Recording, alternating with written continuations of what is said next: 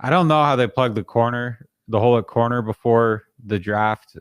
Richard Sherman would be like the one. Like if you signed him, you wouldn't have the need. TJ Carey. I think if you take TJ Carey, you still have a need, but at least you like can if something happens and a quarterback falls you in the first round or a pass rusher or whatever, you could at least live with it and try to adjust it in the second round and hope for the best or whatever. Yeah.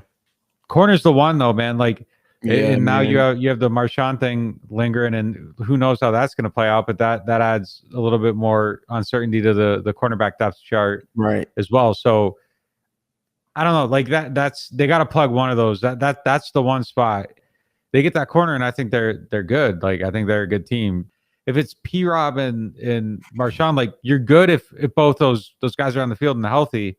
I don't think, what we've seen from Patrick Robinson, you can have that level of confidence. But they were a good team with Eli Apple and Ken Crawley. And if P-Rob somehow stays healthy for 17 games, you don't do anything else, maybe you're okay. But that's a very, very, very, very, very, very dangerous way to live. Before I let you talk. Do you think they have to have another one of those 2017?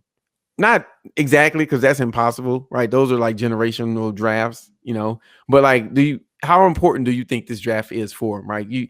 Since that draft, you could make the case that they haven't done as well. They picked up Davenport, that hasn't worked out. McCoy was a good pick in the second round. Ruiz is, not off to a great start to his career. So, like, how important, in your mind is this draft? Do they have to hit on like maybe say 3 of these guys to maybe kind of get back to being a competitive team like they were? Yeah, I mean, I'm not going to set the standard at one of the 10 greatest drafts in history. I mean, that's a little bit. Yeah, I mean, that's probably even gotten better with just the tail end of Trey, and then you're getting that third round pick back as a comp pick. And they've just been regular good. They've been a regular good drafting team. There's hits, there's misses. It's just like a regular team that's good at drafting. Like you get some starters, but not every pick works out. I think they got to be a little bit better than that, though. I think there is a little bit of pressure. We'll see. But yeah, I think there's a lot of pressure on it because you are looking to fill a lot of holes through the draft. And the last time they were in that position was 17. They hit on a lot of them. There's a book in the foreword of it.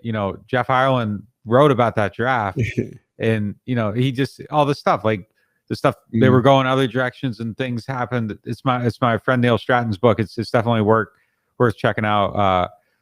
But Jeff wrote the foreword about that draft class and just, Reuben Foster and all the different directions they were leaning and the things that had to happen for them to end up with the players they actually got. And there was a lot of luck involved. And it could have, this, all-time great draft class very easily could have ended up being something else. So just, the dominoes have to fall in an advantageous way. And, hopefully that happens for them. But I do have faith that they're going to find a couple starters in this draft.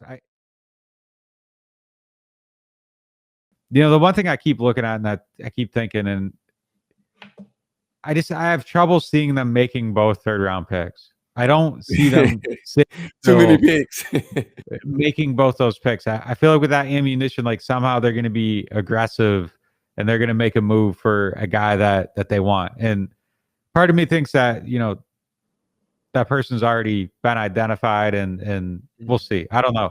But I just don't see them doing some of the stuff they've done this offseason without like a plan at cornerback. So like, is there a draft cornerback in mind? Is there a veteran cornerback that you're thinking about signing and just waiting until after the draft and that deadline so they don't count against the comp pick formula, so you do get that pick back for Trey Hendrickson, sort of like what they did with Jameis last year? Like, I just feel like that there has to be some type of plan in place at cornerback, and I don't know what it's going to be, but it's hard to believe that they just like stand pat and go as they are. Like if Farley falls and you can get like an injured player and you take a gamble on them and everything works out, then maybe something happens or there's a significant character flaw. Maybe then you get your guy at the end of the first round, or like a Ryan Ramczyk situation. Like that's kind of like what happened with Farley. Like there's a surgery, he falls, you get him, you take the gamble and hope things work out. But he retired.